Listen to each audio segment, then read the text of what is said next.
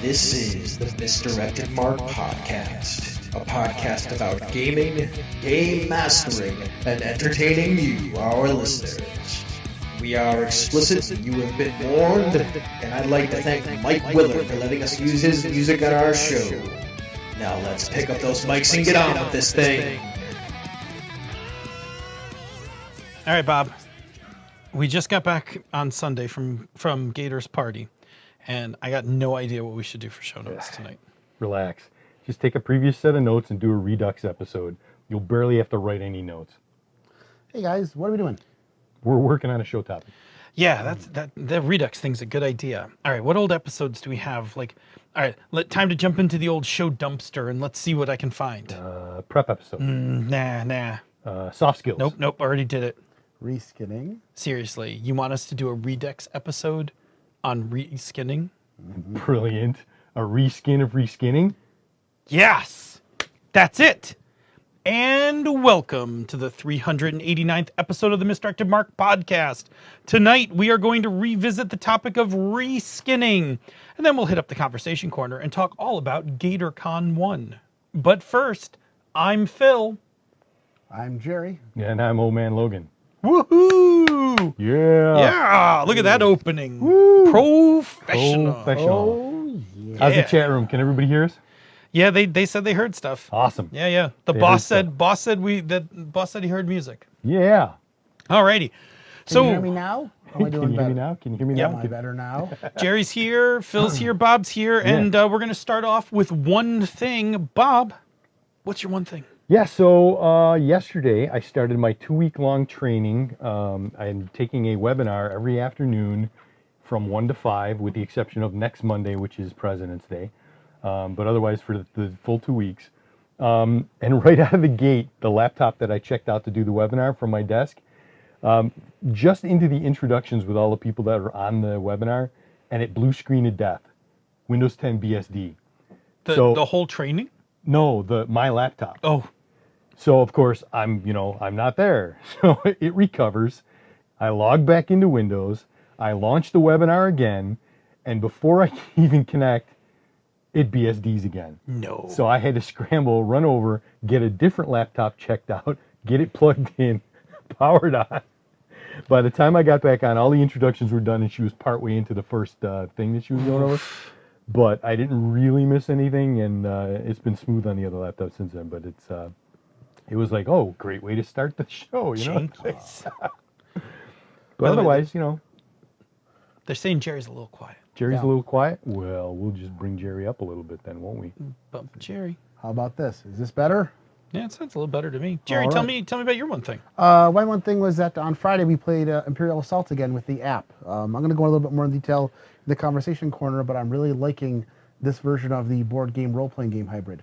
Yeah, I like that the app is doing some of the it's doing some of the work for you. Facilitates a lot of the Yeah. a lot of the meat. I mean, I think that's a trend we'll see going forward, like Sure, app-based. absolutely. I hope so. How App-based about you, games. Phil? Well, I'm going to talk more about GatorCon, otherwise known as Where Gator's Birthday Party. But I got to play Pasión de la Pasiones that Senda ran. And it was so good. I played LaDanya, the matriarch. And I was a very dark... I was a very dark wife to El Jefe, carrying out, making sure his business was not disturbed. It was really good. It's a super fun game. It's an Ashcan, but it's totally playable. And it was just a really fun table. Gator and Schmitty were twins, because Schmitty took the twin playbook. So you get to hear what everybody else's character is, and then you're like, I'm that person's twin, and then you get some of their moves. Well, that's awesome. Yeah. So it was good. It was a lot of fun, and yeah, we totally played it up. It was the final scene of it was ridiculous, and then I shot the lawyer. He was gonna squeal and reveal all my husband's secrets. So Oh, I bet he squealed. oh, he squealed all right. I shot him for the love of my husband. There you go. Anyway, very, very, very fun game. And GatorCon, very fun. We're going to unpack Yes, a bunch of we will go GatorCon. into that in the conversation corner. Absolutely. And to get there, to get to the conversation corner and have enough time to talk about it, we are going to waste no time and jump right into the feature segment. All right, get yourself a sip of water because you got a thing to do. I got a thing. Okay, you got a thing to do. Mm. You ready? Okay, thank you. Thanks for warning me. All right, here we go. Workshop! We're gonna reskin it. We're gonna peel off the skin and put on a whole new one and make it shiny. Workshop reskinning. Don't suck. I love that bumper. Thank you. I'm glad I remembered to get water before the show. Ooh, all right. I'm glad I have a friggin' soundboard that we can do Yeah, all the like, bumpers. this Death Star is now fully operational. Oh, yeah. Yeah. So tonight we are going to do a Redux episode. That is where we take a topic from our past, and by past, we try to keep it a few years back. So this topic we actually covered in late 2016, making it fair game for us to come back and hit it up with some old ideas plus some new ideas. So tonight we're going to look at reskinning and what it is, how you do it, and we'll have kind of a roundtable discussion about some of its uses, some of the ways we use it, because that's a thing that it's a thing I definitely use. Like it's definitely a tool in my GM toolbox still. So yeah, we're going to do that, and we're going to start by doing a definition. What? A definition? Right, because that's the thing I do. Well, let's do this then. Behold! You are in the presence of Definition Panda. Alrighty. So, the definition of reskinning, right? This comes out of digital gaming, where characters were basically represented by two components. Now, the first one was wireframing, which is a structural component to the character that gave it its size, its shape, how it moved, and that sort of thing. And then the skins, which are the colored exterior that gave us the visual appearance. Yeah, I'm sure you've played. I'm sure you've played a couple of video games where you've been able to pick different skins for characters, right? My Unreal Tournament days were all about we had some great skins. reskinning, right? Like so many good skins for my UT characters. Right. So video games started right to allow you to customize, right? Like this was a thing. It's like a big thing in fighting games, right? To get other skins for your characters, things like that.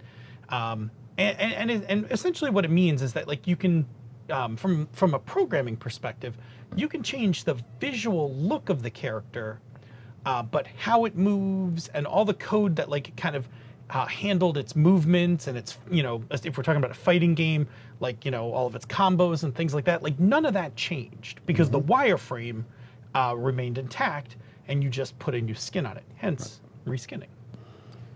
In role-playing games, though, we use this in a similar fashion, but with two but very different but similar connotations. Right. So the first one is mechanical reskins, right?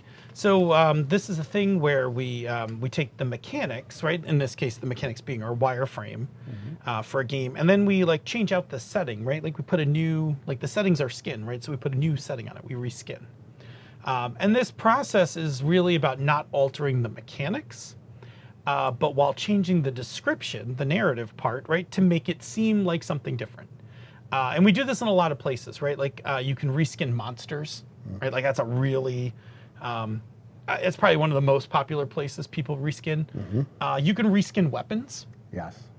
Right? Weapons as it turns out, like you don't need like a unique stat block for every type of weapon. So as it turns out, you can reskin weapons pretty easily. Yeah. Vehicles is another one, right? Like how many possible unique stats do you need for vehicles? Like sometimes you just put a skin over it. Yep. And then there are games that actually have modular settings, like Fiasco. Turning Point's another one that does as well, right? Like those are ones where you can change the setting.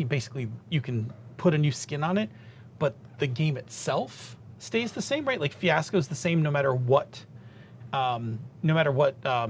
setting you put with it. Same thing with Turning Point. The mechanics of Turning Point don't change no matter what dilemma you pair up with it. That's not the only type of reskinning. There's also narrative reskins. And this is where we take an element from some media and we skin it to fit our campaign world.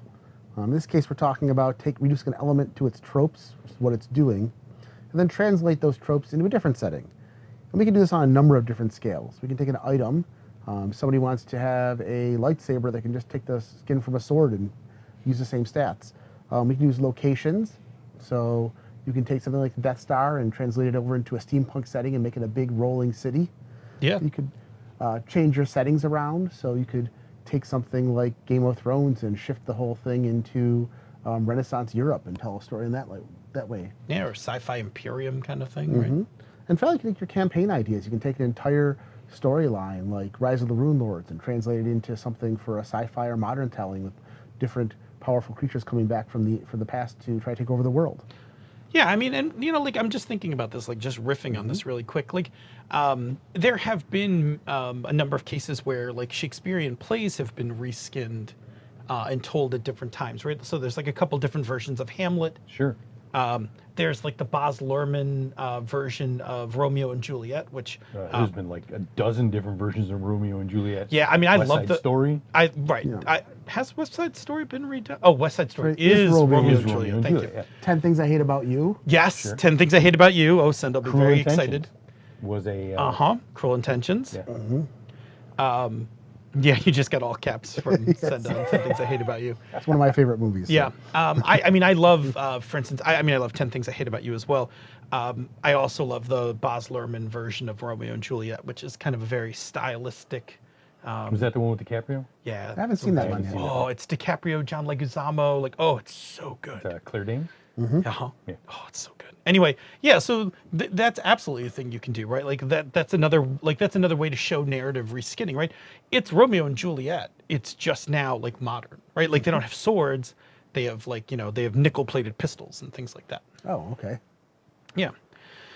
Cool. So, let's talk about, so having kind of now established that there is a way to reskin and the types of ways to reskin. Let's talk about how you actually do it, right? Because there's an actual technique for doing this. And why don't we switch up, Jerry? Why don't you tell us how do you do a mechanical reskin?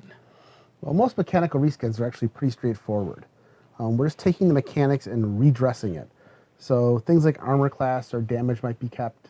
One of the things we constantly see is people trying to translate that giant car bumper sword from Final Fantasy into D&D, and I'm just like, yeah, it's a great sword. Just Right. It doesn't have to do anything more than a great sword. Exactly. You can just say that's what I want it to look like, and you just change the shape but keep the stats the same. And then we just redress it with a different skin to look different. You can have a sword with jagged edges. You can turn the Millennium Falcon into just a really big speedboat in a Waterworld game or something. And then we have to make sure that any narrative changes in the skin are introduced are not reflected mechanically. So you don't want somebody creating something and then trying to tack mechanical advantages onto it because it looks a little bit different.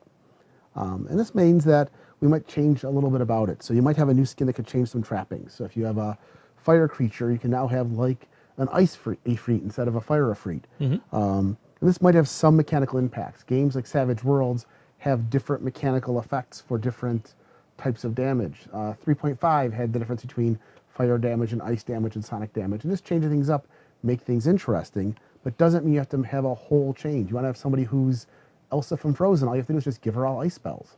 And there you go. Yeah, like for Savage Worlds, those trappings, even if the damage, Savage Worlds is well known for this, right? Like all the quote magical powers, right? All the powers in the game are actually unskinned. They're actually wireframes, Yeah. right? And then what you do is you actually pick a trapping and put it on there. So like if you're, if you want to cast Firebolt, the trapping for fire actually has some rules that go with it, and that's very different than if you were to make that an Ice Bolt. Correct. Yeah.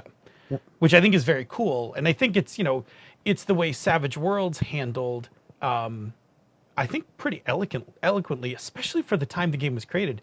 It handled, how do I do magic, super science, and superpowers with one wireframe? Yep. Yeah. And without having to have lots and lots of different rules. That's kind No, of key. while that game, and again, of course, the new version has come out recently, and I'm just still thinking of Explorer Edition. Like, while that game came out a while ago, like, it was pretty elegant in its way, the way it attacked that problem. Yeah. And I Very think in much so. Suede, it's gotten a little better, right? Like, PowerPoints are a bit easier. And they've also added a whole bunch of new rules that you can do to reskin even more that you can really customize. There's a whole bunch of options you can do just by adding PowerPoint to the cost of something to make something. You can make a firebolt into a fireball and so on. And so a lot of the secondary effects that were tied to the spells are now tied to the trappings that you put on it. And allows you to be a lot more thematic, which is fun. Yeah, and as you're saying that, like, it just made me think, like, DCC does that. When you get a spell in DCC, you have to roll on the that side effect table.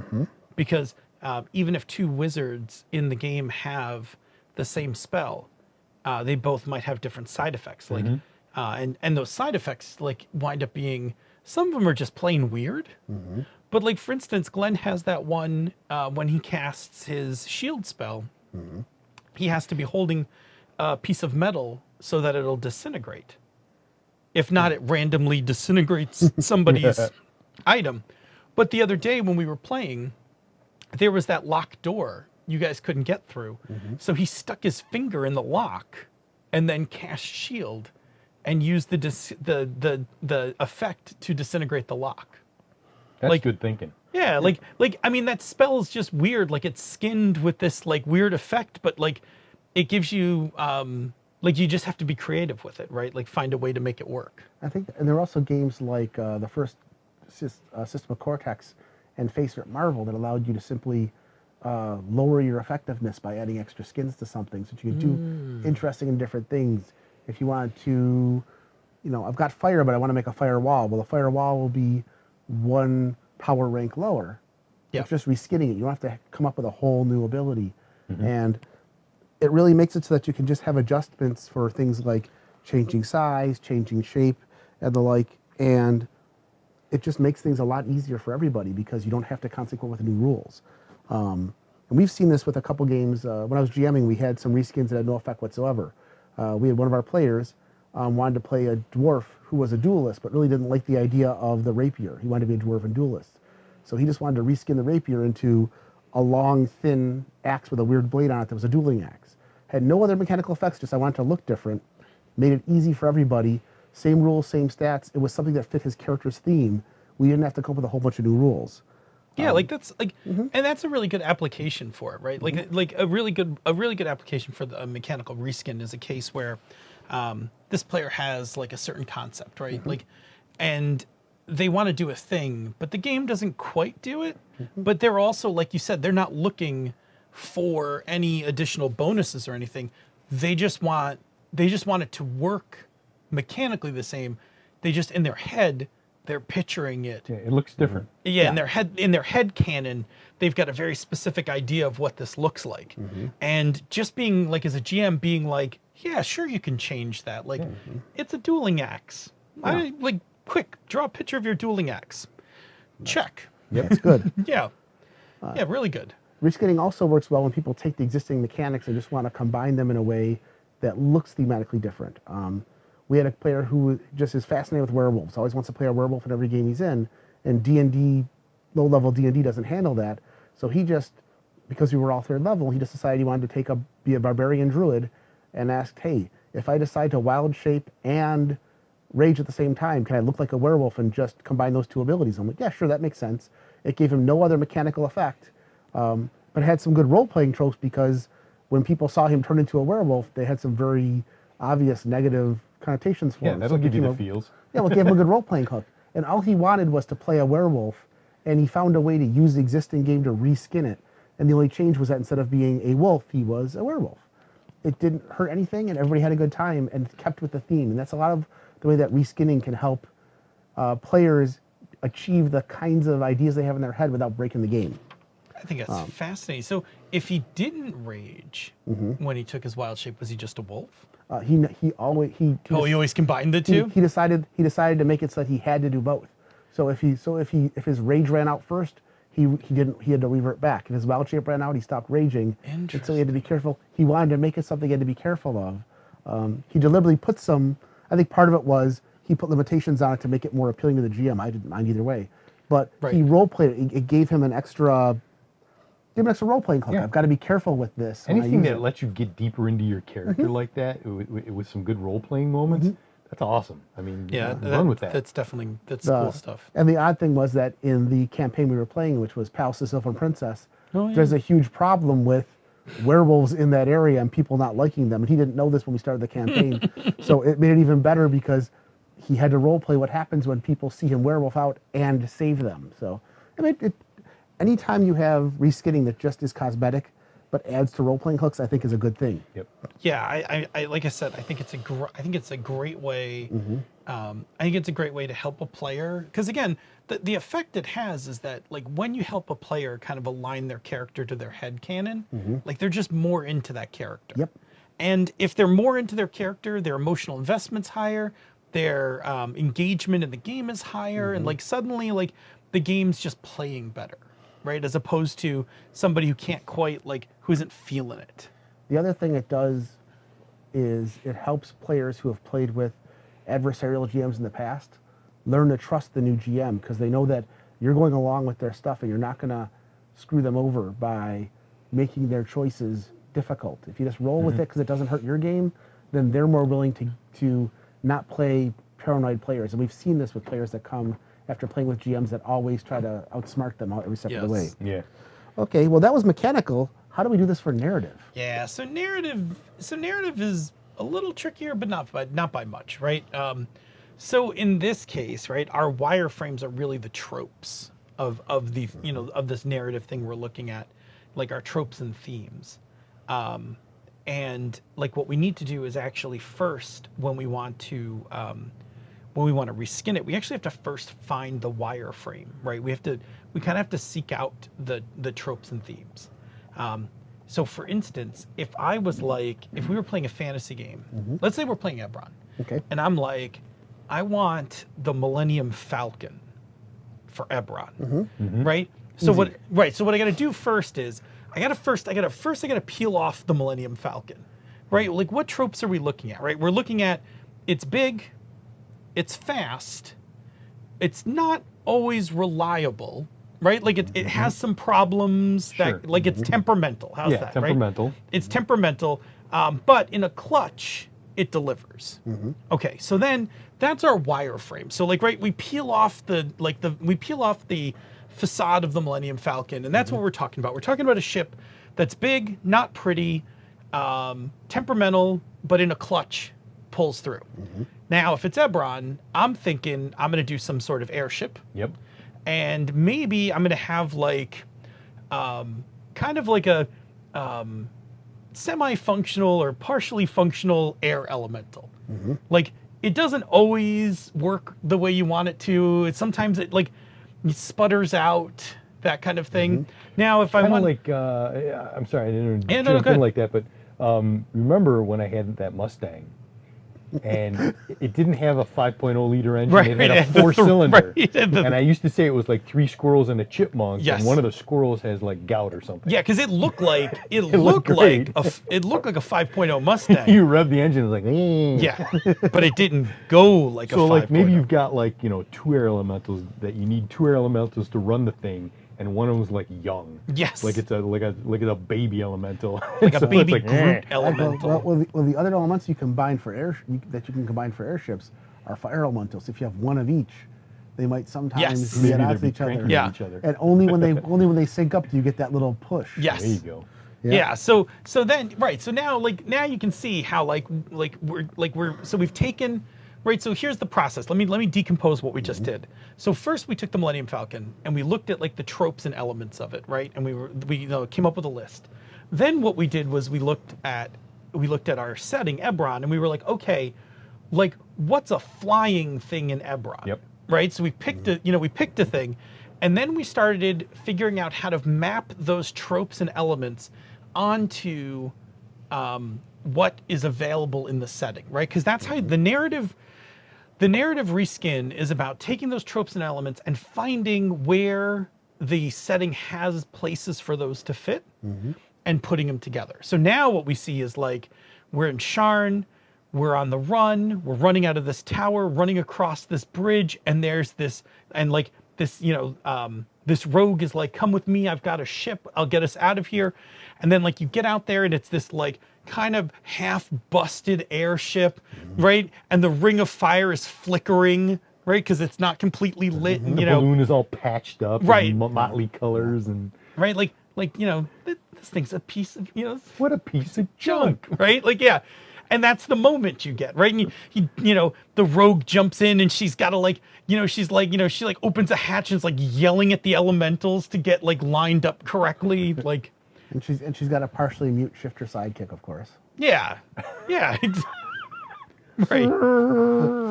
Yeah. Yeah, but it does the Wolfen, right? A Wolfen, Oh no, it'll be a shifter. oh, shifter, right. Shifter's like, yeah. Yeah, but it did the Kobara run in 50 fathoms. So There you go. Yeah. I get you from here. I How get do you from do it in Sharn less to fathoms? That doesn't make any sense. especially in the air. So, I get you from Sharn to Rote. yes. I've never been to Road. Never been to Rote. Anyway, all right, so cool. So there it is. That's the narrative reskin, right? We want to make something in the narrative and we want it to be like something else that we've seen in media. Which I think for a lot of us, like and I know for young GM Phil loved this shit. Young GM Phil would see a movie and then be like, oh, I want that in my game. Right. And like immediately start reskinning it to get it into the game. Like in high school, like I did a lot of this crap. Right. I did mechanical reskins a lot. I did a lot of narrative reskins for this very reason. Okay. So cool. So yeah, that's the narrative reskin. Okay. And then I said at the beginning, right? I said, this is a tool I have in my toolbox because it absolutely is a tool. By the way, podcasts are like all underneath this, and I'm getting to pet cats while we're recording. It's quite enjoyable. Yep. So I did say that this was a tool, and it absolutely is a tool in your toolbox as a GM. And if it's one that you don't have, I highly recommend working on this tool because it is it's a big help. It comes in handy in a bunch of different ways. See, Podcat, one of many. One of many. There are at least One of three. There are only three. Okay, there are only three. I've seen all three then tonight. This is Finn. Yes. So Yep, see Podcat. Okay, so there are a couple different ways that you can use reskinning as a tool, as a GM, right? well, you could use it a couple ways. The first, the big one, is a time saver. Reskinning is a big time saver when you're working on your prep. You need to suddenly have a creature, a monster, a personality, sometimes just an NPC, to have it sitting there.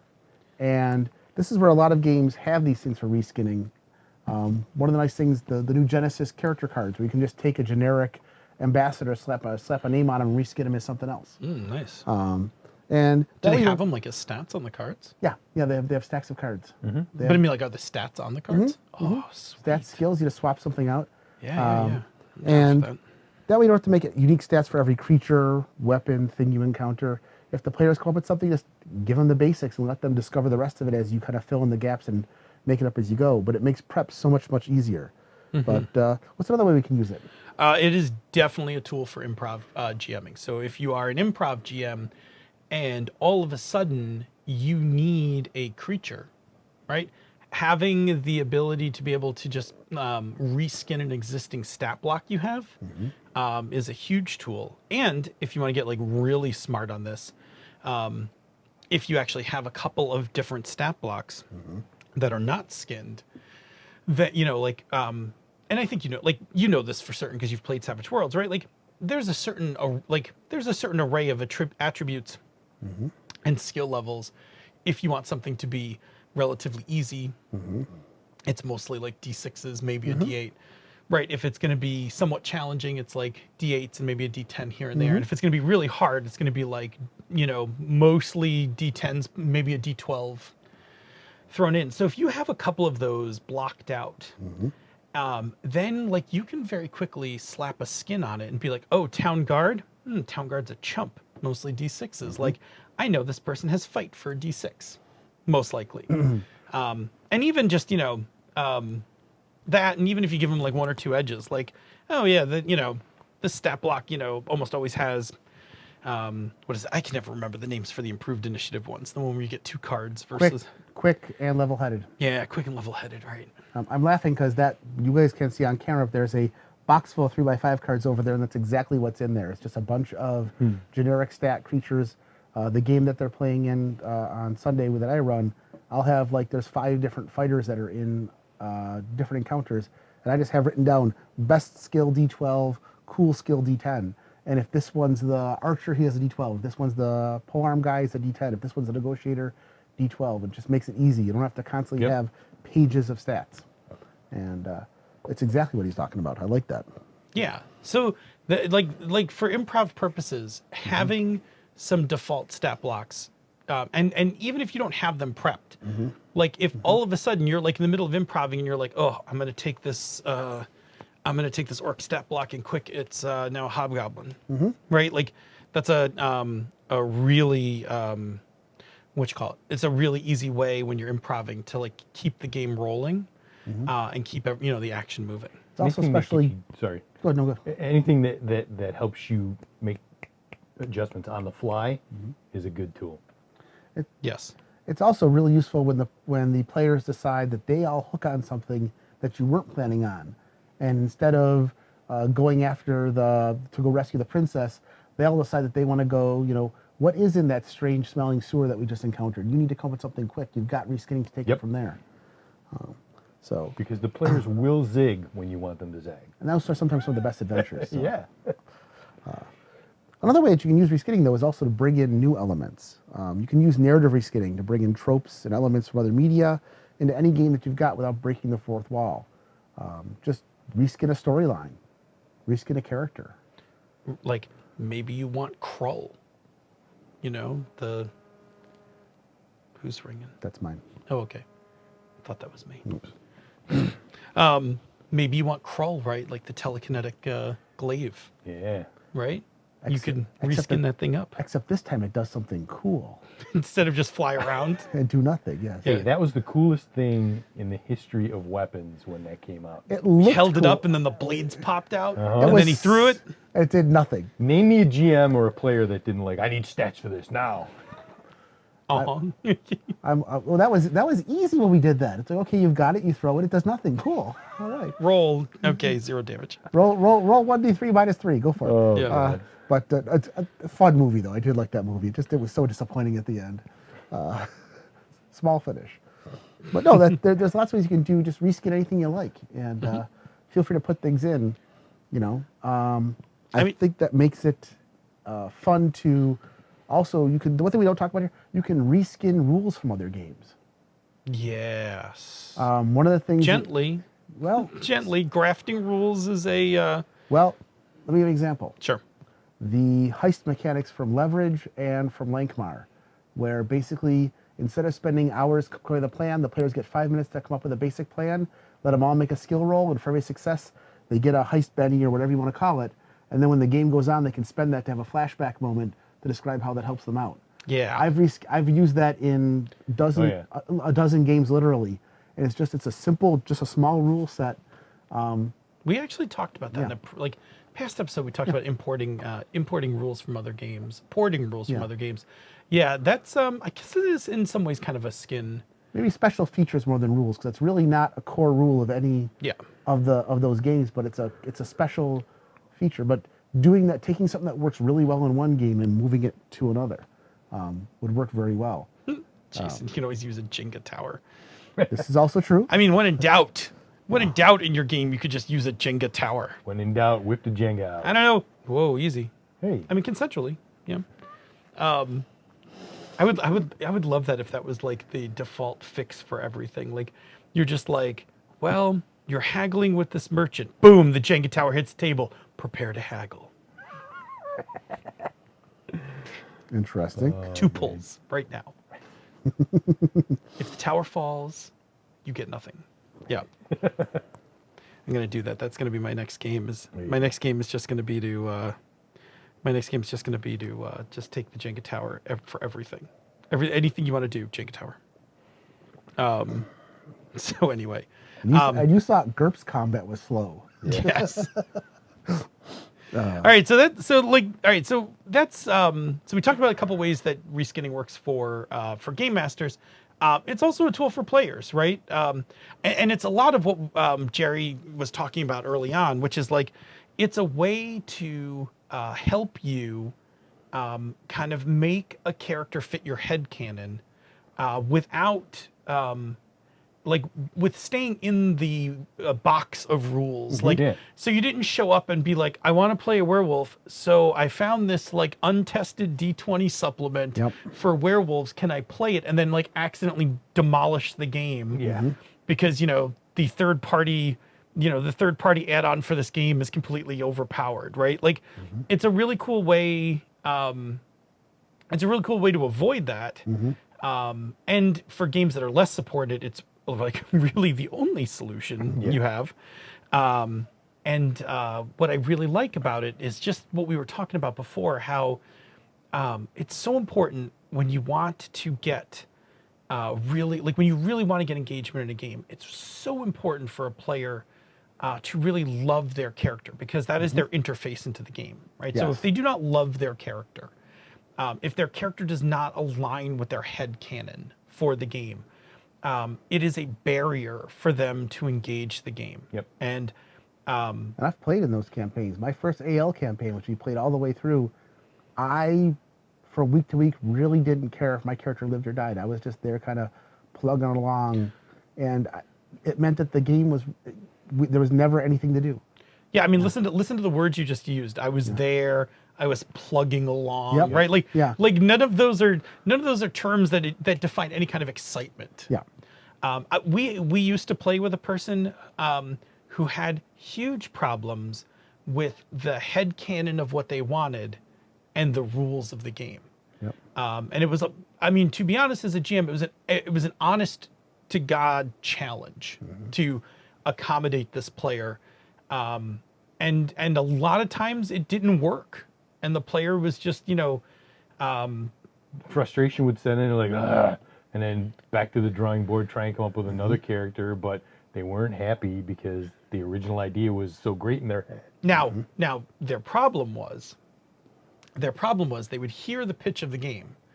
They would come up with the idea for their character before looking at the rules, then sit down at the rules and be like, well, why doesn't it do this? How can I shoehorn this in with... Right. And it's like... And it was like, well, the game just doesn't do that. And the player would be like, but I want it to, right? So this reskinning is a way to kind of help that kind of player. Ultimately, that player's solution was almost always... so I had a rule for that player. After the third or fourth session, and I extended this to the whole table, it wasn't just for that player. After the third or fourth session, after you had actually played the game a little and gotten like your feet wet, if you wanted to go fix anything on your character, like you took a feat you didn't like, you took a spell that didn't work, whatever, like change it. Like it's not going to break anything in the game if it's going to make you happier. But then that player actually just got ultimately annoyed and would make a second character that was much better, because at that point they understood the game, and they like their second concept almost always worked, because once they understood the game, they built a character that fit. But it was clockwork. And I think I even remember I told the player once, I was like, if you change this character, I'm just gonna kill it. Like I'm not gonna background it. I'm not gonna put it like I'm gonna put I think it was Corporation. I was like, I'm just gonna put a bullet right in its brain pan and put it down like an animal. I might have been frustrated. I don't think that was I don't think that's my best GMing advice. A bit more frustration. Although Corporation was a good game for that player, because that player routinely traded out all of their cyber gear and just bought other cyber. Like 1 week they had like the Raiden electrical discharge system. 2 weeks later, they're like, I took out the Raiden. I got myself a rotary cannon arm. Like, it helped. But again, looping back to reskinning, right? Like, reskinning is a cool way that if a player is like, I think your dwarven duelist lands right on that. Example. Like, I just want to be a duelist. I just can't picture, like, my headcanon, I can't picture my dwarf with a rapier. Can I have this dueling axe. Done. Yeah. A simple reskin, and it got the player over the hump. Yeah. Huge. Perfect. Huge. All right, cool. That's our look at reskinning. We're going to check in with the chat room and see what they have going on. But first, Bob, tell us about another show on the Misdirected Mark Network. The Gnomecast. Several gnomes from Gnome Stew get together to talk about gaming topics and themselves in an effort to entertain you and to avoid being thrown in the stew. With our very own Ange. Yes. Who's in the chat room tonight? Yay. And And Jason's in the chat room. Smitty's on the drive home, so we should say hi to Smitty. Oh, hey, Smitty. Smitty. Woo. Drive safe. Yeah. Drive safe indeed. Jason's Kickstarter, which I backed, looks so good that I can't wait to get it to the table. Cool. Which one is it? I always say it wrong. Palankin? Yes. Palankin. Yeah, Palankin. I think that's right. We'll get yelled at in a second. But I read the premise of it because I was like, oh, Zine Quest is coming out. I'm like, no. I'm not I'm not falling for it this year. Welcome to the land of 1,000 zines. Yes. I was like, I'm not falling for it this Franklin. year. Yes. And then I went and read the premise and I was like, wait, I'll get one Zine Quest this Just year. one zine. That's I'm it. like, I'm just gonna get I Jason's. don't need any more zines than this. No, but the premise is so good. What I'm is the premise? so it is. It's the heir to this empire has to escape, and like so there's the heir, and then everyone else plays the people that like help to get her out. Oh. And each one represents like a different expert. Like somebody's like an expert in crime or warfare or something. It just it sounds so cool. I totally am. What you call it? Just a hybrid of the Dragon Prince and the Witcher. Yes. Rock on, There you rock go. on. Jason, slap a link in the chat room. Oh yeah, it's good. I backed it. I think I backed it a little late, so I didn't get like the super couture edition, but I did back it physically because I was like, I'm gonna need to possess. That sounds like fun. That sounds like it's up your alley too.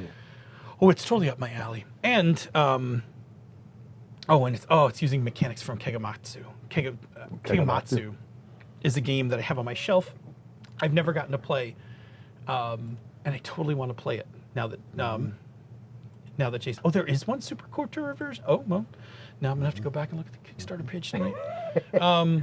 But I did get the physical because it's Jason. Jason's stuff is always super excellent looking, and I just don't think you can go wrong. So cool. So yeah, let's see what else. What else is chat room up to?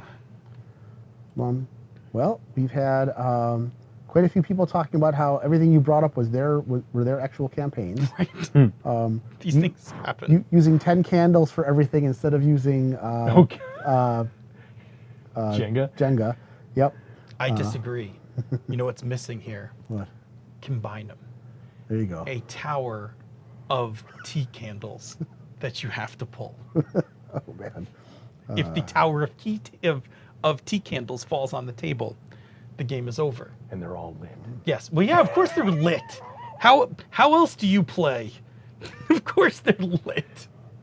Might not have been obvious to everybody. There's a comment here about Verona Beach, and I don't know. Because they were talking about Romeo and Juliet. Yes. So it takes place in Verona Beach instead of the city of Verona. Yes. Oh, because there's a Verona Beach outside of Syracuse. Well, not that Verona Beach. Okay. It could have been. No. No. I've seen the movie. That's not where it takes place. No. That Verona Beach is like Crystal Beach. It's a boardwalk with some low rent fair exhibits, and I was like, well, that'd be exciting, but that's no.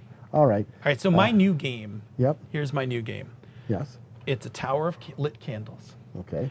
and you have pre-soaked the table, like you've pre-soaked the placemat on the table with rubbing alcohol. Okay. Do you want to burn the house down, Phil? Because this is how you burn the house down.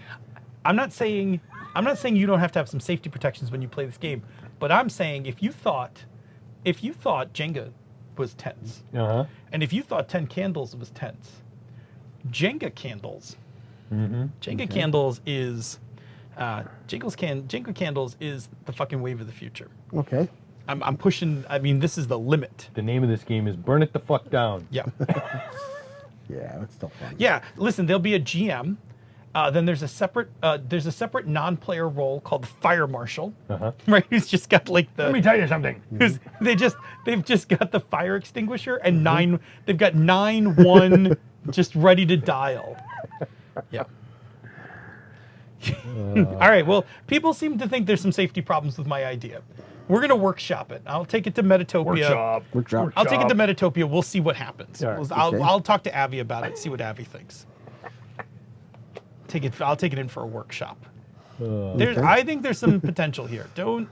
There's a nugget. There's a nugget of yes. There's a nugget. 3rd degree burns and some excitement. I'm always in favor of fire. You know that. Yeah. You've played games with me. Fire. All right. There are very few problems that can't be settled with the fire. So, yep. Okay. All right. Are we ready to go back into Tower of Trogdor. You're welcome. We're just. Yeah, but now it's Trogdor, the Trogdor the Burninator. We have Burninating the countryside since We have 1940. Trogdor the board game, so. Okay. Yeah.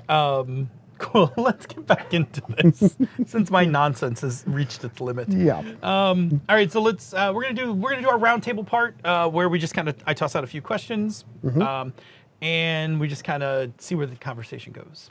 All right. So first question is, what's one of your favorite things that you've reskinned for a game, either mechanically or narratively? Well, I'll start with that. I have reskinned a bunch of the Pathfinder modules. While I think the game system is a bit too crunchy, I still think they have the best written scenarios out there for fantasy, and they translate very, very quickly and easily over to other games. We've run them in Pathfinder. I've run them in Dungeons & Dragons 5th Edition, Savage Worlds, Barbarians of Lemuria, and Ironclaw, of all things. Wow. Because they really, once you figure out how to reskin them and chop out half the dungeon crawls, there's a lot of good role-playing hooks that I just really love. That's kind of my go-to when somebody says, Savage Sunday's coming up, we need a one-shot. I'll just grab something off the shelf, strip it out, and run it in 20 minutes. It's really interesting. Yeah. Yeah. Because a lot of their adventures are story-based. And Yeah. So you and so can you're run 'em. stealing all the tropes out of it. Yep, steal Yeah. all the tropes. Yep. Absolutely. Yeah, that's really good, actually. I like that. And I've liked some of those past Pathfinder adventures. I just I don't want to play Pathfinder anymore. Like it's big and crunchier than I am. That's literally how I ran the first time I ran something 24 hours for Extra Life. I just came with a stack of Pathfinder modules.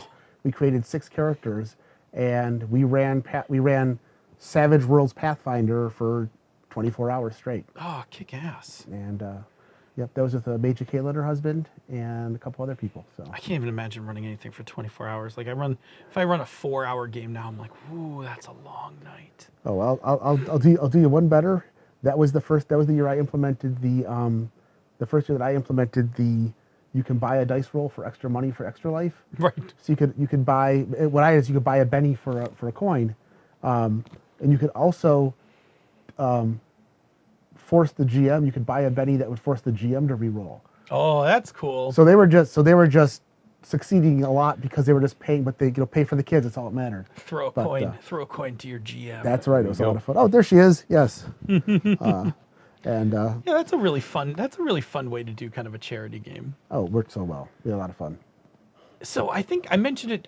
I mentioned it. I think right at the in the previous segment. But my best reskinning I think I ever did was when I was running Corporation. So Corporation was a fun game, but NPCs were really hard because there were so many. Like that game had skills and feats and then like so much augmentation that like if I sat down to make an NPC, it would take forever. So what I wound up doing was I took all the published games and all the stat blocks and I like grouped them. I did this like whole analysis one day, and I actually wrote this up on Gnome Stew years ago.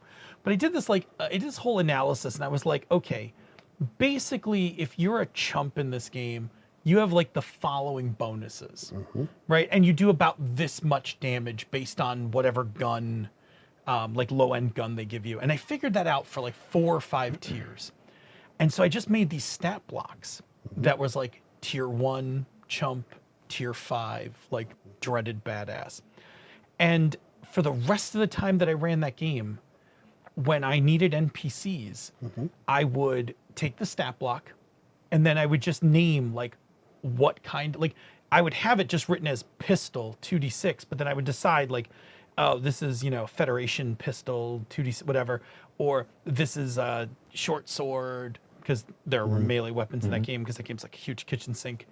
But I did that for my prep, and it drastically sped up my prep. Like I spent most of my time on my prep worrying about story, and then just plugging in the stat block and skinning them. Okay. And like I would just really quickly like skin up the stat block, and I was off and running. And it made a huge difference in terms of putting that game to table, like in a reasonable manner. Okay. And the players never knew. Like they never knew it was like they were fighting I mean, the I same. knew because I Well, because I told you edited guys the at some article. point. Yeah, right. You had to read the article. It's, the hell? We've been fighting the same stat block, but No, it's good use of your time. and I didn't actually come up with that idea on my own. I actually got that idea inspired from Iron Heroes. Yep. The Iron Heroes companion, Mike Merles, had these kind of generic villain NPCs. And I basically just kind of copied onto what Merles like did intentionally. I just reversed engineered it out of corporation. But that served me well. And when I did it in Iron Heroes, that served me really well, because I did a lot of reskinning of stat blocks in Iron Heroes, because that was a D20 game, and as you move up in levels, that shit's hard. Like that's just hard. All I would do is I would take the stat block, and then I would just go get a couple feats from the massive feat list and pull that together. But the thing is, and I guess this is maybe a good place to mention this, because we talked about how to earlier how to do a reskin. But the thing with reskinning when you're running is just selling the narrative. Yep. Right? Like it's all about just describing. So it's the same stat block that like they fought the last encounter. You just have to describe it differently.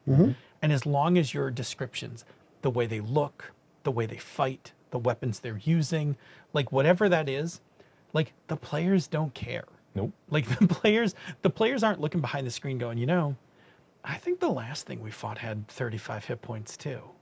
Right? Like they don't care about that. What players care about is what they're seeing in their head. And if you're selling the skin, right? If you're selling that skin by doing a really good job of narrating it, that's all the players care about. Yeah. Because they're just seeing the fight and the excitement of the fight. And it doesn't even matter what stats. Now you can bend that argument to the ridiculous and be like, well, you don't even need stats to have a decent fight. You kind of don't. Amber Diceless proves that you can go all the way out to the extreme on that, but we're still playing a game, and we want to actually engage. In many cases, we actually want to still play the game. Yeah. So yeah, like I think that's a part we didn't actually cover in the first part about really selling it. Yeah. And that also means on you have to kind of like, if you say like Hobgoblin, make it Hobgoblin-y. Yeah. Yeah. Cool. Give us another question. All right, for the earlier part of our discussion, what is the main way that you use reskinning? And what is the way that you use it the least? Phil? I definitely do as a time saver. I definitely reskin things the most when I'm prepping games. And I don't do a ton of prep. Like I don't do prep like I did like 10, 15 years ago. Like 10, 15 years ago, my prep was like extensive, right? Like I had a lot of free time, right? Like no kids. My job was much smaller.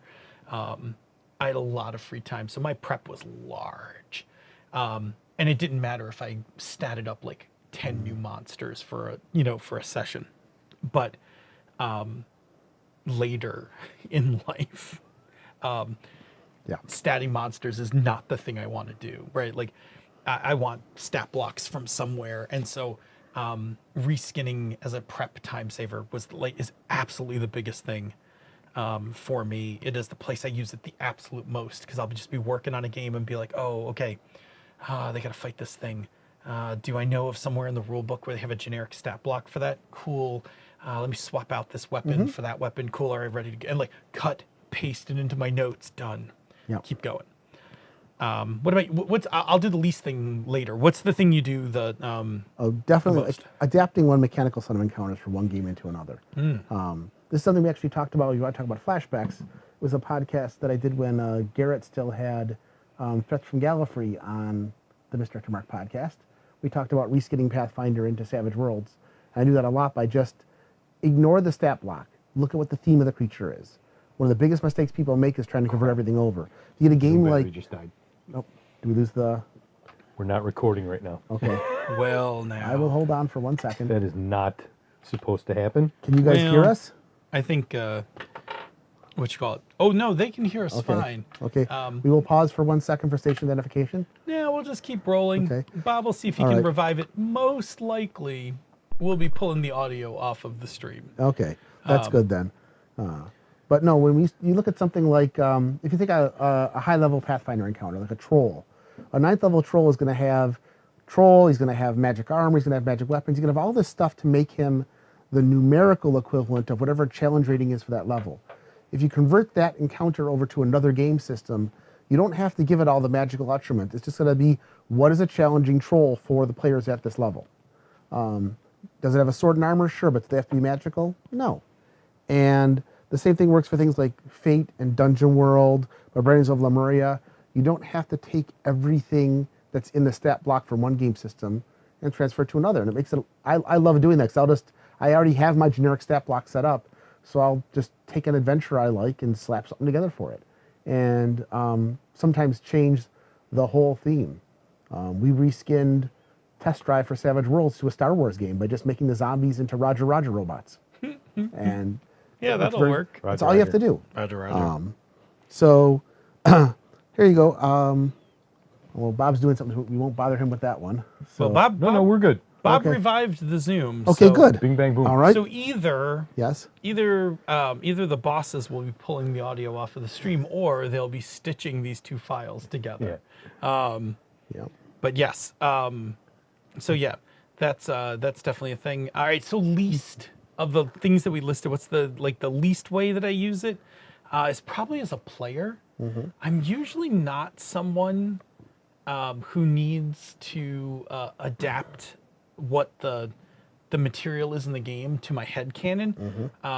My usual approach for creating a character is I basically blank slate until I kind of understand the mechanical parts of the character, and then I build up from there. So I usually come into a game with very low expectations, because I'm expecting to have a good time. But I basically come into a game without a hard fixed concept. And I just kind of wait to see what the game is going to present me, and then I look for something fun Yeah. inside that. So I probably reskin the least as a player. I reskin the least as a player as well, for many of the same reasons. To be honest, it's only been in the last couple of years that I've had GMs that would roll with reskinning. A lot of the GMs I've played with over the years were kind of hard set on, if it wasn't in the rules, you're not going to do it. And so it's fun to reskin, but I really haven't had to, because I've had either we've had campaigns that haven't lasted more than 2 sessions, or we've just haven't needed to do something in that vein. It's already taking what you've got in the books already. So, plus, if you were playing 3.5 and you couldn't find what you were looking for in the 17,000 splat books, you just were trying to. See, that's where a good If GM... you're allowing all Yeah, that's 17 where a good splat GM books, is like, F your splat books. Like, no splat Yeah, books. I'm glad we're not doing that anymore. I'm not a big fan of splat books. No, I like me neither. I like the approach of here are the core rules, and let's pick like maybe one book. Yeah. But it's that weird collision of books where that's where the weird, like, hey, I took this feat from this splat book and this feat from this splat book, and now I'm invincible. All poverty. On the flip side, I love storybooks. I love setting books. Yeah. Settings Yeah. are great. I love settings. right. I could sit and read settings shit all the time. Yeah. All right. So yeah. So I think pretty much kind of aligned on the not using it. Now, just because I don't use it doesn't mean I don't think it's a good idea. Like, Yeah. I think if players want to use that and reskin stuff up as a GM, like, or as even a fellow player, I'm all in for it. Yeah. It's just my personal approach to how I make characters is very clean slate. You know, I don't like. You're more likely to run into something that would require a reskin if you go in with some preconceived notions. I think or- so. I mean, so much so that our former player is the reason why I am like a blank slate when I start making characters, because it's like I know the pitfall of thinking I'm going to make this kind of character only to like sit down at the game and be like, wah, Not gonna wah. work. Yep. Right.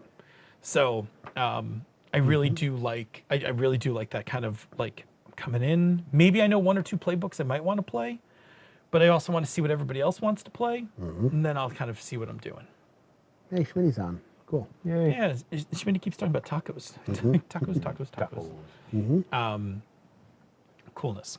I'm just looking. What was Mo talking about? The brown books for AD&D 2E. Oh boy, so much splat. The complete book of Elvis.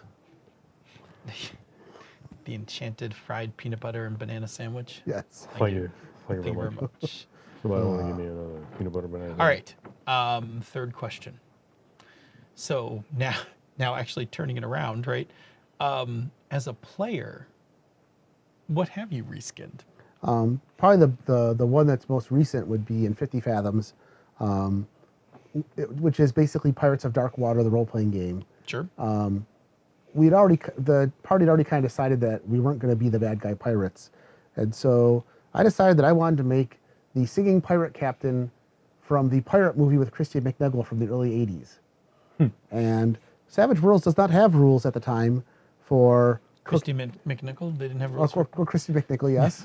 Actually, they kind of do, but they didn't have rules for singing or cooking or performing, Sure. or being a musical playwright. So we just took existing rules and reskinned them on the fly, and reskinned a lot of the edges to represent that kind of character. And so the command edges ended up, instead of being, I order you to this, I order you to that, it was much more of a bardic sort of thing. Okay. Yeah. Which made for a very fun character, and we ended up several times performing musical theater in the game. So, That's you go. awesome. yeah. How about you, Phil? I think the thing that the one that comes to mind, because I probably do more narrative reskinning for characters, because I want like a certain thing for a character, or I was inspired from somewhere else. I think my favorite is probably the first half of our Dungeon World campaign, Corin the Hungry. Corin the Hungry is essentially a functional drug addict. Yep. Not that Corin took drugs, but Corin was a functional addict who was addicted to carousing. And when the money ran out, got himself put back together to go adventuring solely to make money So to that go he could carousing. carouse. Yes. And it was very much, it was a destructive cycle. Like Corin was very much in that early phase of the game, because he switches, that character changes over time. But in the early phases of the game, it's after we leave the dungeon, Corin takes all of his money and spends it. Like, he uses the carouse move. He then like hits the baths. He like goes to the tavern, and then he runs out of money. Like, everyone else is saving money or doing something useful. Corin just blows all his money, and then when he's broke, he sobers up and shows back up at the tavern, and is like, "All right, we got to head back into the dungeon. Time to go to work. Right, time to go to work." And then in the dungeon, he's all business. But his other rule was he doesn't leave the dungeon until he's got cash. Like, there's no, the cycle doesn't, until he can perpetuate the cycle again, like, we don't stop. And that almost got him killed a handful of times, stopping to get treasure, because he was like, "I'm not leaving empty-handed. Like, we can't go back to town." Like, we're all jacked up. We got to get the hell out of here. I'm not leaving yet. Yeah. Yep. And for a while, like, that playing that character concept was interesting, and it was very much patterned on the idea of a functional addict. Okay. Somebody who could Corin had a kind problem. of keep their shit together, like, to get their job done, but like on the weekends, like lost it, like binged and was like a complete destructive mess to themselves. And it was enjoyable for a while. I think long term it was good he pivoted, because I think over time that would have just kind of worn itself out. But it was a really good initial, like first couple levels concept. Like it really bootstrapped that character into something. It also made him incredibly reckless. So there were a lot of stupid things Corin did in the game. Yeah. And the dice favored him doing stupid things. Like there were times I should have definitely died, but The dice said nay. the dice came up. Like one time I took 3d12 damage in Dungeon World, Oh. and it was 4 points. And I was like, well, I cannot be killed. Like, yeah, it led Corin to the a lot. Hungry felt like Corin the Invincible. Oh that man, day. Corin Cannot be killed by a bullet. When you channel Gacchus the Lightning Hand Yeah. and live. and take 4 points on 3d12, you're doing something right. You're doing something. I just assumed he was going to die in that encounter. Oh, yeah. I drove that character like every week. I was going to make a new character. Like, well, Corin's dead. Wonder We my thought next you were character gonna will be. Yeah. So I definitely did that. How about you, Bob? How about you? Have you reskinned some stuff as a so player? I thought about this a lot, and I'm sure at some point in my past I've done some reskinning on a character, but I couldn't think of any good examples. But one thing definitely came to mind. It's not that I did the reskinning all myself, is I worked together with you hand in hand, and we reskinned a prestige class from 3rd edition for my cleric in our 3E game.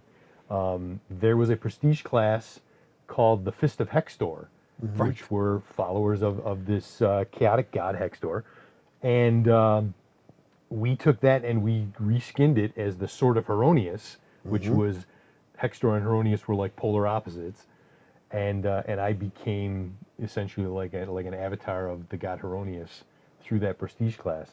And we had a lot of fun coming up with how we wanted to tweak the different levels and stuff on that for what abilities he got and different stuff Yeah, like that. because we had to like reskin each of the abilities. It was like, oh, the Fist of Hextor gets this thing at this Yeah. level, and it I was think like, there was like one thing that we kept. right. It was like, well, what would it look like? Yeah. What would it look like if you were lawful? Yeah. Right? Like, what would that power look like? Oh.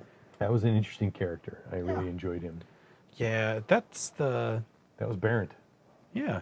Yep. Your cleric, right? Yep. That's the one who started off with no deity. I was a cleric to good.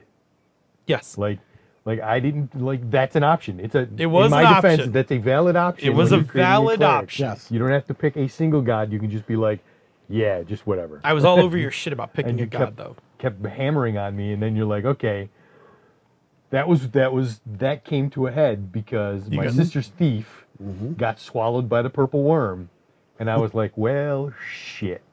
I'm like, she's gonna die in there. I'm going in after her. So I leapt into the mouth of the purple worm, And you cut an opening. cut open a hole, shoved her out, And died. and then died. And then you're like, oh, here we go. And you're like, Heronius comes to you.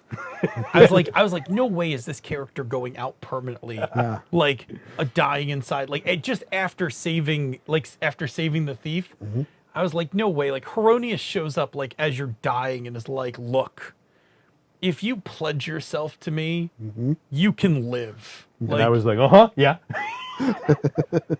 it was good. That was a really fun role playing moment. Like it was. But yeah, then we sat down and we spun up that reskin of the prestige class, and that made for a very interesting character going forward with the different abilities and stuff that we had from there, and his pledge of loyalty to Heronius. I was just thinking of another great place where players can skin characters are like in cyberpunk games. Oh, like, yeah. what do your implants look like? Yep. Right? Like that's a lot of I'm you can't put cat on mic. No. Can't put on my- Like, what do your implants look like? Because that's a big deal. And now that I say that, I'm thinking about Headspace. There's a level of this in Headspace where you pick like what social group you're from, and it has some trappings that go with it. So that essentially you could be, like you could look very different. Even if you had like in 2 different games, you could be very different looking. even if you had like very similar playbooks. Yeah, it's a good point. And that helps a lot. It just helps people kind of flesh out what their characters are if they still want to both try the same thing. Oh, thank you, Jason. Subcultures. That was the name of the. There you go. That was the subcultures were the name of the group you belonged to. Okay, cool. Yeah, those things. I think those things make a big difference. So cool. Like that's us talking about reskinning. That's our Redux on reskinning. I can already tell you because I already know what we're doing next week. As a teaser for next week. Next week we're going to talk about creating boundaries in your game along a number of different axes. So Nice. Content, safety, rules. Like we're going to talk about we're going to talk about setting up and maintaining your boundaries in games. Okay. Oh, so we're not talking about like, this kingdom and the territory. No. But thanks for the idea so that when we do the opening where we always, thinking- misunderstand. I was thinking Dungeon Master screen. There you go. So now you've got a Me teaser for and next you. week. Yes. Do you remember what the Paranoia Dungeon Master Scream was called? No. It was the actual product was called the Wall of Fear and Ignorance. Yes. Okay. Yep. Yes. That sounds about right. Yes. Because you put it up in front of the players, and it had just the red level tables for the players and nothing else, and then like the inside is like all the rules of the game. Yep. That's very paranoid. Yeah. That's back when GM screens actually had player rules on the outside. Yes. Instead of just artwork. Yep. Yeah. Yep. The Wall of Fear and Ignorance it was called. Nice. Okay. That again is our workshop on reskinning. We're going to come back next week and talk about setting boundaries. We're going to check in with Chat Room for Life right now, and then we're going to jump over and we're going to hit the conversation corner, and we're going to talk more about GatorCon. GatorCon. All right. What's our chat room up to? Lots of talk about food, who's eating what, and why. We ate at Ted's today. Yeah. We For did. people who are not from Buffalo, and I think like most cities have a hot dog place. Ted's is Buffalo's hot dog place. Yeah. So we went to Ted's for dinner because there's one not too far from Jerry's. Yep. Which is actually pretty spiffy because I like in my neighborhood, I have like the second or third Ted's that was ever built. Yep. And it's low ceiling and cramped, and your Ted's is enormous because it used to be like an Spiffy and new. Applebee's or something. Actually, I think it was rebuilt. I think the whole thing was Did they- that whole lot? They leveled that whole lot. It's the same lot that has Sonic in it. They built that Ted's. It was purposely built to that size. Yeah, It's nice. yeah, because it caters. It's it's right across the street from the biggest mall in Buffalo, and so Yeah. it's there. I believe every place has a hot dog place. Yeah, I think so too. Yeah. It was Hyde's of Liverpool when I lived in Syracuse. Chicago is very touchy about their Chicago hot dogs. Uh-huh. So that's the thing. New York is actually also very touchy. New York. I know Rob's in the chat room, but like I grew up on Sabret's dirty water dogs. Dirty water dogs, Like baby. you didn't grill your dogs, you boiled them. Like that was And then, of and course, then they there's like snapped because the they had natural 7-Eleven casein. roller dog. Oh, that's not a cultural thing. That's a lack. That's the oh my God, antithesis of why culture. are you eating that? Now, as somebody, I actually don't like the taste of hot dogs, but I worked at Seneca Texas Hots here in Buffalo, so I grill dogs all the time. Right. And man, boiling dogs, that's even nastier. But if you like 'em, good for you, man. The New York City dirty water dog is just a thing unto itself. Yes. Ange is from Rochester, and that's Zweigel land. Yep. Zweigel hot dogs are these like short, fat hot dogs that are they're delicious. But yeah, Zweigel is definitely that's a Rochester brand for sure. Yep. Yeah, it's a hot dog thing. Oh, we're getting them all now. Like the chat room's all naming it. Mo's talking about Brenner wieners. yeah, Brenner's Wieners. Yeah. Yeah. Still good, I don't. There are definitely. I think it's Vienna. I think is the name of the brand in Chicago. Okay. It's interesting too the cultural differences between the words that they use: Franks, dogs, wieners. Yep. Coney's, Texas. Coney's. Coney's. And the fact that you can't get Texas Hots anywhere near Texas. Yep. So the other one. So I said Sabret's. The other one is Nathan's.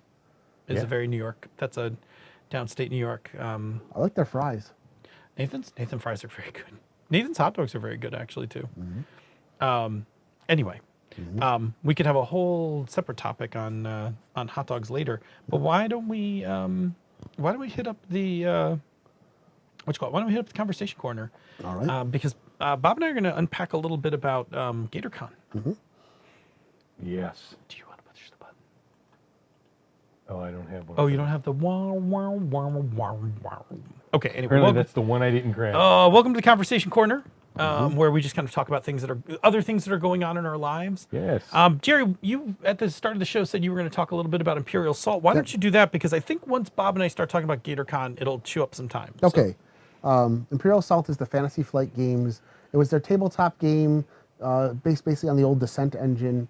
You pick some characters, you play some scenarios, you have a bunch of players, one GM, and the GM, every adventure gets threat points based on how tough the players are and builds the game. And it's a lot of fun. Lots of expansions for Imperial Assault. You play as rebels. There's an app for it. And a couple of weeks ago, when we didn't have enough people for Chris's Eberron game, we decided to play with the app. And the app has been amazing. The app takes the role of the GM. And so you simply tell the app which characters and supplements you have, and it will adapt the scenarios for whatever pieces you have. So if you happen to have like Darth Vader and Boba Fett, they might show up in one of the scenarios. It also takes the role of running the bad guys. So it's not just, okay, here's your map. You tell it where you put your characters. You click on each one and show where you are. And then it will say something like, all right, the Imperial soldiers this turn, when they activate, here is their priority. They will do this, and if they can't do that, they'll do this, and this, and this, and this. And it makes for a lot of fun, but they also add some video game style role-playing hooks in between. Like in the scenario we're playing, one of the people that is setting us on missions is a traitor, and we're slowly figuring out clues on who that is.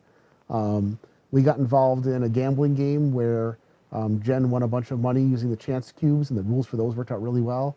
And when you talk to people, you can choose to do missions in different ways. This last one was a heist mission where we had to blow up a tank first and then get some information. It plays quick. You don't need to know the rules because the first adventure teaches the rules of the game, and you keep the same characters, so you get a feel for a role-playing game because of how you interact.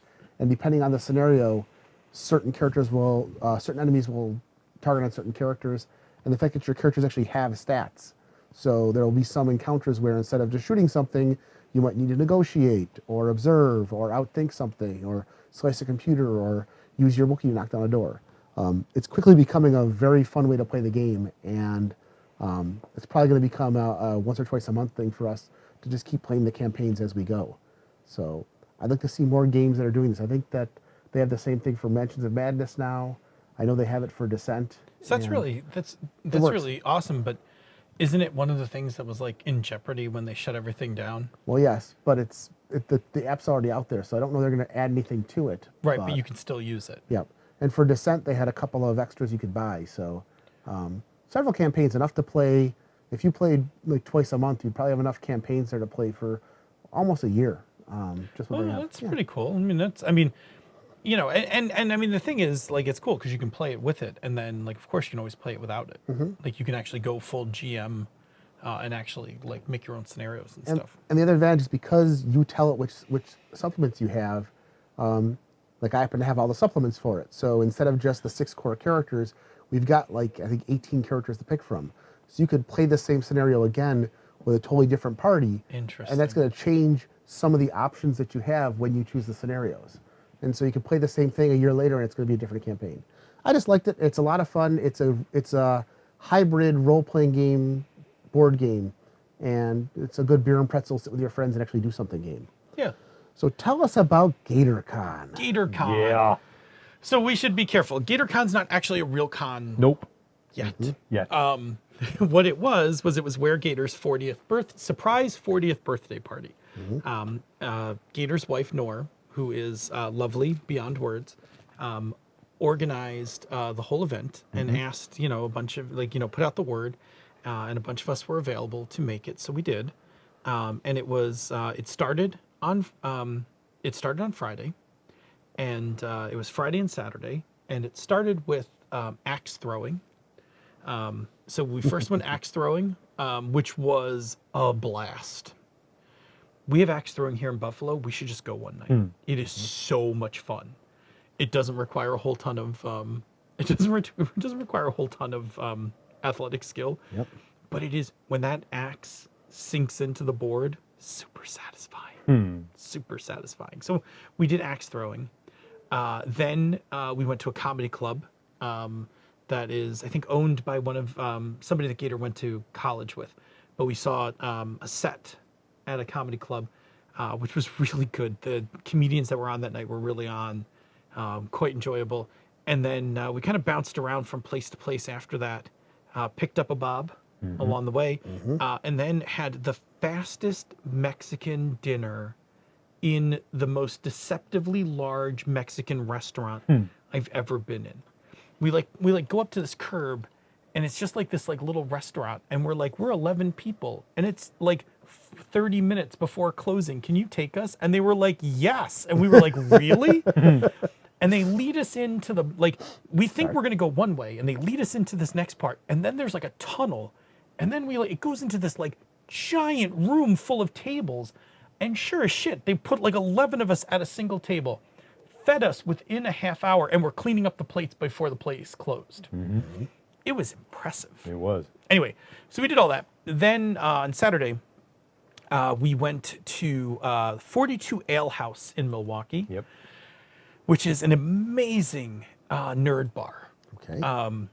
Board games, some video games. The space was really good, had excellent selection of drinks, and a solid, very solid menu. Yep. And we ate a lot. A lot of fried cheese curds. A lot of cheese curds. A little bit of cheese? So much cheese. Too much cheese. A bit more cheese? No. No more cheese. No more cheese. We had a lot of cheese curds. There was so much cheese. Other food too, but a Yeah. lot of cheese curds. And we played some games. Yep. So I mentioned at the top of the show we played. I played Pasión de Pasiones, but I started off the afternoon by running DCC, and I ran a funnel for Gator and some of his college D&D friends. That's cool. Yeah, which was a lot of fun. I like running funnels. You guys have both played in several of my Yes, funnels. we have. This was a new funnel, Neblin Pendlebrooks Perilous Pantry. It's about this halfling that's digging a pantry and accidentally busts through into a dungeon tunnel Yeah. and then As you will. disappears. Yeah. And like the townsfolk have to go find Neblin. Nice. So it was a lot of fun. People had a good time. DCC is a pretty easy game to teach people on the fly, and everybody liked playing their zero level characters. And we had a little bit of good role playing because Eric had this dwarf chest maker, which was odd, right? Like dwarf chest maker, but he had a 3 personality. Oh. And PK was like really smart. PK was sitting across the table and also had a dwarf, and was like, "Oh, I'm your brother." And then we all realized once we found out Eric had a 3 personality that no one liked him, right? Because he was just insufferable. And when PK's character died, we talked about his dwarf being in the immortal hall with all the other, like the drinking hall with the other dwarves, and they were all rooting for his brother to live. Because if he died, he would wind up for all eternity in the hall with them. Oh. So they were like, and no one liked him. Like his ancestors didn't like him. So they were like all rooting for him to live. Oh. That's funny but sad. Oh, it was good. There was like some good like little bits of role playing and stuff like that. But anyway, that was fun. Like I ran it for a couple hours, and then we switched games and played Pasión de Pasiones. It was a lot of fun. Yes. Milwaukee was a lot of fun. Yeah. Fun town. I thought Buffalo had the market cornered on dangerous food to eat, but There are a lot of similarities between Milwaukee and Buffalo. Yes. oh yeah, Very much. a lot of cardiac similarities. Yeah, it was, the trip started out a little rough for me because I was supposed to fly out Friday morning at 10:38 or something like that, and be in Milwaukee at 1:30 in the afternoon. Yeah, you were gonna get off the plane, And then I was gonna, we were thinking about catching something in the afternoon. yeah, for we dinner were or thinking of whatever. trying. Yeah, exactly. And that kind of stuff. And my flight, the flight that I had booked, was going through LaGuardia. So I had to go from Buffalo all the way to the East Coast Yep. to turn around and come back across the country to Milwaukee. Yep. But it was the shortest layover I could get. Otherwise, it was like 2 hours in Chicago, 3 hours in Detroit. And I was like, ugh. So this would get me in there with minimal fuss until LaGuardia was having weather issues and they started putting delays on. And then they just kept delaying. Yep. The first delay bumped me past my connecting flight. So then they're like, oh, your new connecting flight's going to get you in at like 3:30 in the afternoon. And I'm like, ah. And I ended up, after all the bouncing around and trying to reschedule and see what Delta could do for me, I ended up on a flight going down to Atlanta to go up to Milwaukee. I got in at 5:50 or something like that, 5:58. And by the time I was done, I had a wicked headache. I was tired. I'd been in the airport all day. I checked into the hotel, and I'm like, I can't make it to axe throwing for sure. That's just not happening. They're like, come meet us at the comedy club. I'm like, I'll see what I can do. And I was like, I gotta lay down for a little bit. So I set myself an alarm to make sure that I would wake up. I just crashed. And I got up, and it was like, the comedy club was like half over. They're like, we'll tell you where we're going to be when we get out of there. So they told me that they were at this place, and then I plugged it into my nav, and bing, bang, boom. Every place that we were at was within like 10 minutes drive. Yeah, it was good. It was like I was there, caught up with everybody, had a good, like I said, the good Mexican food, and Saturday was great. The other real benefit that I had, everybody got to experience Mike D's service dog, Pretzel. Oh, Pretzel. Pretzel was there, and Pretzel was like the hit of, next to Gator, Pretzel was like the king of the show. Yes. I had the benefit of actually sharing a room with Mike and Pretzel, and Pretzel is the goodest boy of all good boys. Oh, he is amazing. The training that they did with him, I wish I had my dog trained like that, because he was so good. And the excitement level, like, he's like, oh my God, all these people. Smells and people and food. Guaranteed that he went through con drop.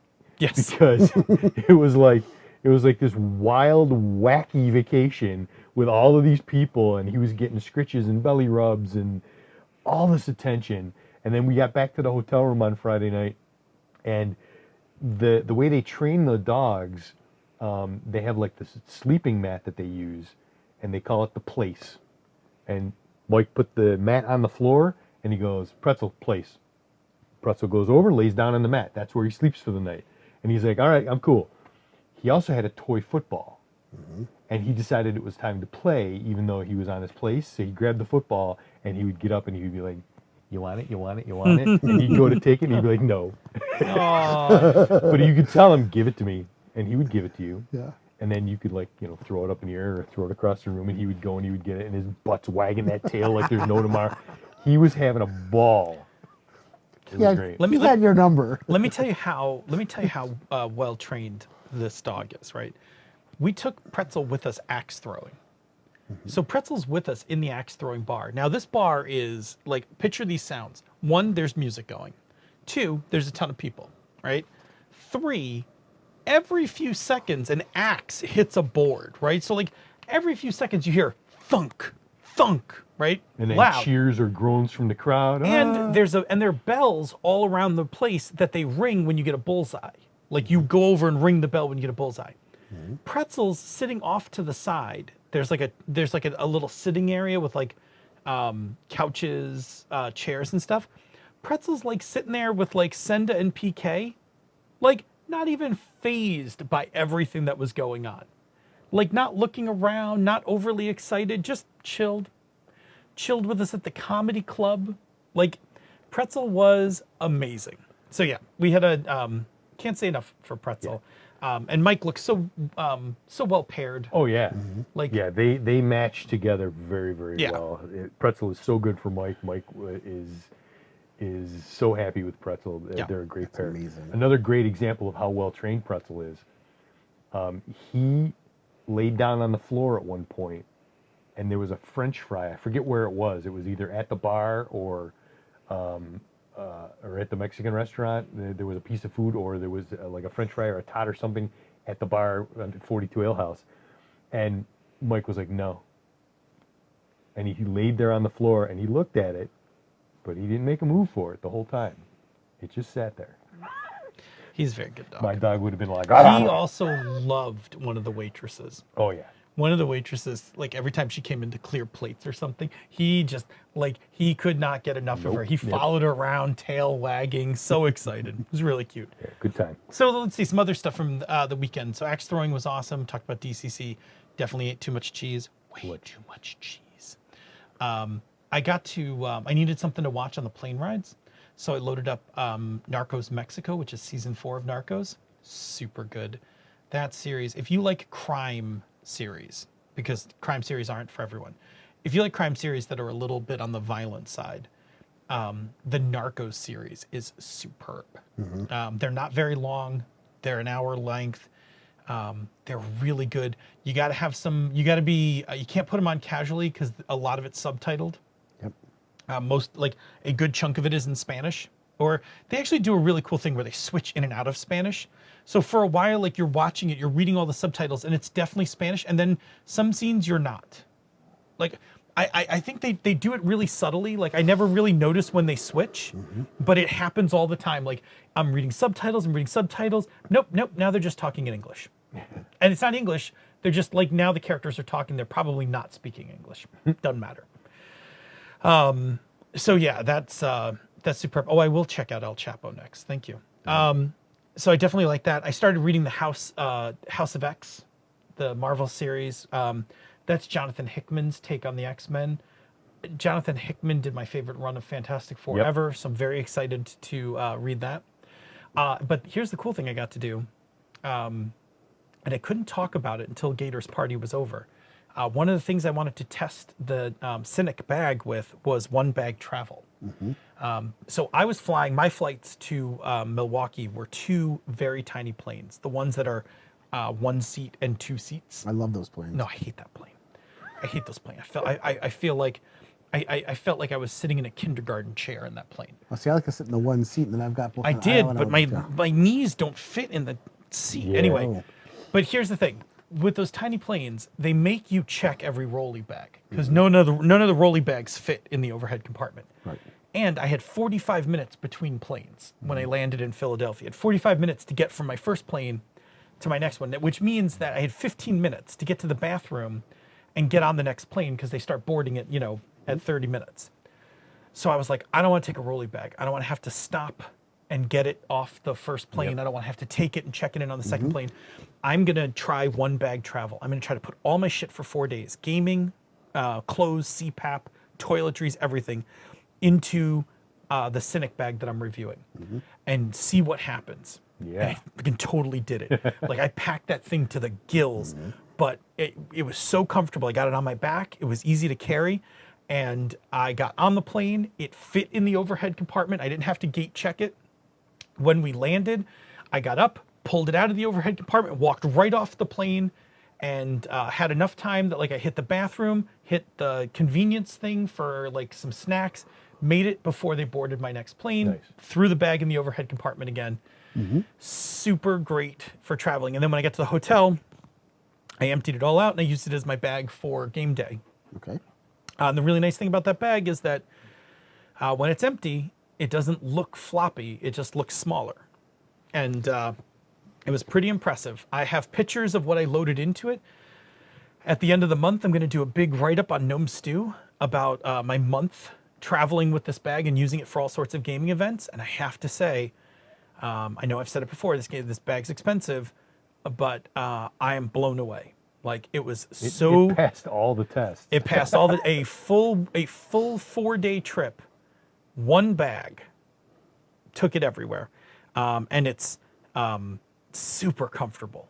Like fully loaded, it is totally comfortable to wear on your back, and I had no problem carrying it. So totally dug it. I love this bag. That's cool. Coolness. Nice. Good. Kind of filled up a show, right? Yeah, I mean, They like your comment. It doesn't look floppy, just smaller. Are we not doing phrasing anymore? phrasing. I mean, yeah, I didn't mean to say it like that.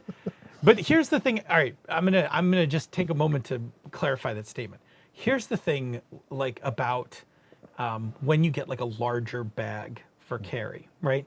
So sometimes when you have a larger bag and it's not fully loaded, the bag is all like, what's the Chase Reeves uses the word moofy. Like the bag's all moofy, right? Okay. You know, and like some bags, if you have compression straps, like then you can crank down on the compression straps and like shrink the bag. But then like, you know, then you got compression straps hanging all over the place and like you have to tuck them in or whatever. So some bags just don't look great if they're not fully packed out. The thing I really like about the Cynic is that whether it is partially packed or fully packed, the way it's cut, and there's a very deliberate way the panels of the fabric are cut, the bag has a shape. And it can look like, when it's partially loaded, that shape is just more narrow, like closer to your back. And when it's fully packed out, it's just wider. But it never loses, like it always has the same essential shape to it. Okay. And it's just a sign of like a really smart design. Because it means that the bag like looks good. It looks good whether I've got like a folder and like a thing of dice in it, taking it to a game day. Yeah. Or whether I'm like fully loaded where I can barely zip it up and I'm taking it through an airport. Okay. Like it still has the same good look to it. Yes, moofy is not a word, but Chase Sure it is. Reeves, It's my a word. bag guru, uses it all the time. You can but say it, it's a word. He also smokes a lot of pot, so wow. take it for what it is. Oh, he always has a pouch in his bag that he refers to as his ceremony sack. Like, Okay then. So, you know, anyway. Yeah. I'm feeling good, right? Yeah. You wanna wrap this? You wanna start wrapping We should this do up an after show. and head to Yes. the after show? Let's do an after show. Cool. Patreon shoutouts, Bob. Do you want to do them? I could do the Patreon shout-outs. Okay. If I can If you get want my- to, like it's fine. All right. What do we got here? Joseph Peralta, J. David Chrisman, Andrew Demps, Victor Wyatt, Richard Duane, Rory McLeod, J.T. Evans, Steve Radabaugh, T. Kustik, Danielle Thomas, Hi, Danielle.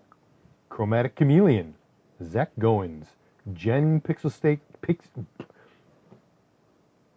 Oh, Misdirected Mark, word scramble.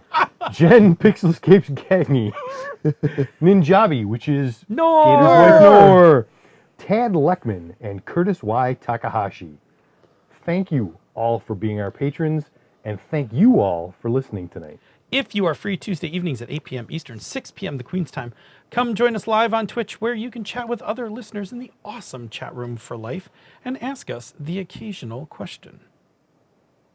If you cannot make it to the live show, check out our podcast each week, wherever you get your podcasts. And take a listen to some of the other shows in the Misdirected Mark Network, such as Down with D&D, Bones from Obsidian, Panda's Talking Games, The Gnome Cast, Zhang Hu Hustle, She's a Super Geek, and Bonus Experience. You can also check out our sibling podcast, Tabletop Bellhop, Knights of the Night, and The Amazing Gaming and BS. And you can watch us every other Monday on the FM Gamers. Yes. After you have peeled off the skin, found the wireframe, and before you reskin it, leave us some feedback. You can reach us directly at mmp@misdirectedmark.com. Hit us up on the Twitters. The show and the network is at misdirectedmark. This guy here is Robert M. Everson. This is GM Gerrymander, and I am DNA Phil. If you like what we do here and on the other shows in the Misdirected Mark Network, you can support our Patreon campaigns. MMP, Down with D&D, and Pandas Talking Games are at patreon.com/MMP. She's a Super Geek is at patreon.com/SassGeek. Zhang Hu Hustle is at patreon.com/Zhang Hu Hustle. And Bonus Experience is at patreon.com/Bonus Experience. There's a pattern there. One of these days I'm going to find it. There it is. Patrons of MMP, Down with D&D, and Pandas Talking Games get access to the after show, pre-production show notes, musical parodies, the Pandas Talking Games, bonus outtakes, and other special releases. This has been a Misdirected Mark production, the media arm of Encoded Designs. Mic drop. We out.